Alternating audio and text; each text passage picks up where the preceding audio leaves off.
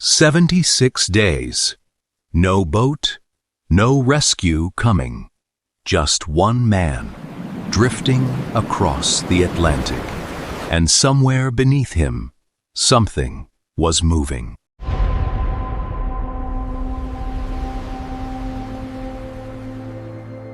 In January 1982, experienced sailor Steven Callahan left the Canary Islands alone, heading west across the Atlantic. His boat was small, but he trusted it. He'd prepared carefully for the crossing. Everything seemed routine, until one violent moment changed everything. Late one night, something massive struck the hull. Callahan never discovered exactly what it was. Many believe it may have been a whale, but whatever hit him tore open the boat. Water flooded in faster than he could stop it. Within minutes, the vessel he'd trusted with his life was dying. He had only moments to act.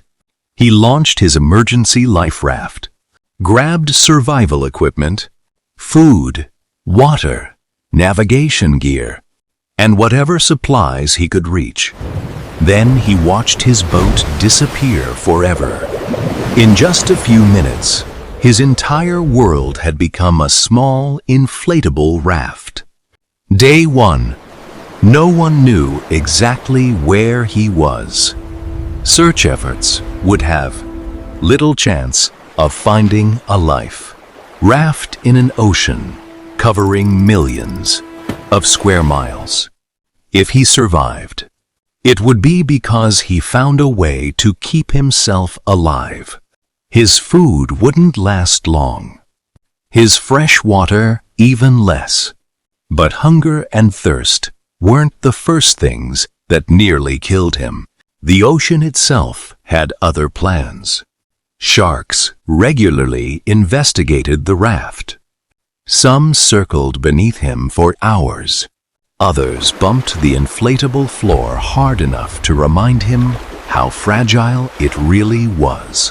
One tear, one puncture, and the Atlantic would swallow him.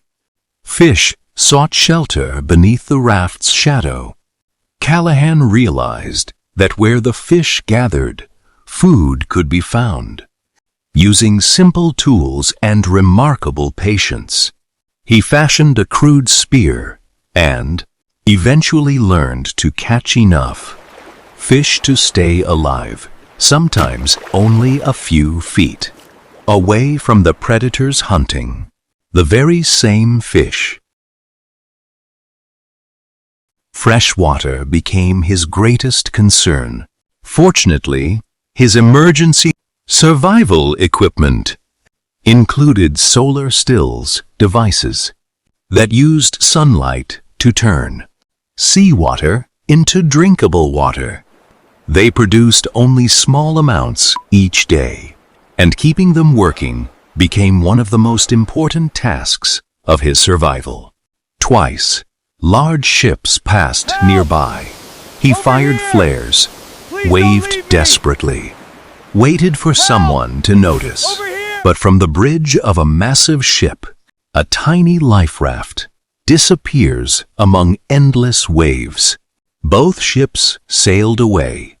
Week after week, the Atlantic wore him down.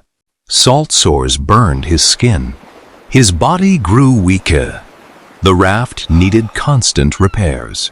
At times, the silence became almost unbearable. He later wrote about talking to birds and other sea life, small moments that reminded him he wasn't completely alone. Day 50.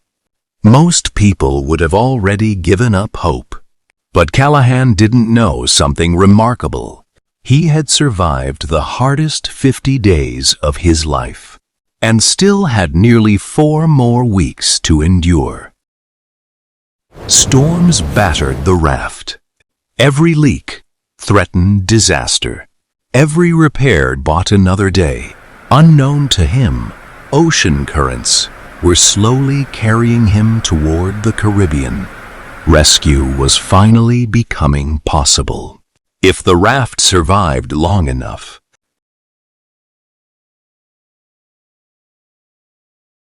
Then, on day 76, something appeared on the horizon. At first, Callahan couldn't be certain it was real. But this time, it wasn't another ship passing in the distance. Fishermen near Guadeloupe had spotted the tiny raft, and they were coming straight toward him. After drifting roughly 1,800 miles across the Atlantic, Steven Callahan was finally safe. Thin, exhausted, and badly weakened, but alive. Against extraordinary odds, he had survived 76 days alone at sea. His survival wasn't the result of one lucky break. It was hundreds of small decisions made correctly, day after day. Catching fish, repairing the raft, protecting his equipment, using solar stills to produce fresh water, and above all, refusing to surrender.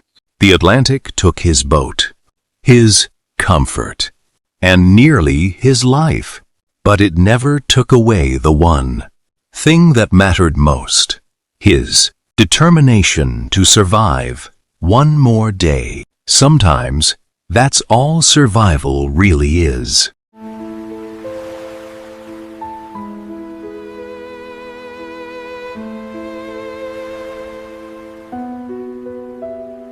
If this incredible true survival story kept you watching, subscribe for more unbelievable stories of human endurance.